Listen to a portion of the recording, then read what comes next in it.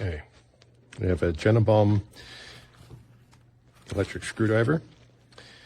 That's what it comes with here in the kit. Instructions, all these bits. These are all shorts, and these are the long bits. Has a magnetizer and demagnetizer, and comes with some random screws. This is how the magnetizer is supposed to work. Pass it through that inside part, and you should be able to pick up screws with it. And it doesn't work.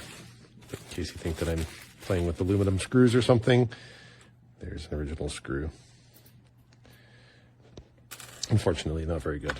I personally will not use those, so let's put a magnetic bit on there. Has a reverse and forward function, and you can see here by the lines the torque setting it's currently on. That can be adjusted by pressing the button once to go to the lowest, second, third, and fourth most powerful torque setting. Let's run over here just for a moment to the charger. If you want to know the battery level, you're going to have to connect it to power. So there it is, charging and showing how much battery is left.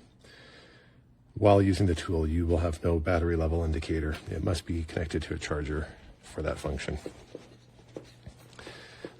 Today I'm putting together these surface mounting kits. So let's see how this works. It will need to be in the highest torque setting, which it is.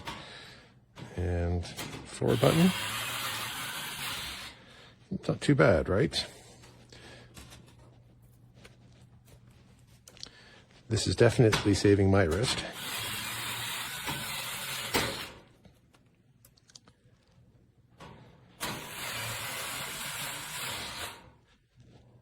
Oh, that was on the lowest setting. So great to get a chance to see it on the high setting. For comparison's sake, it actually also goes a little faster when there's more torque.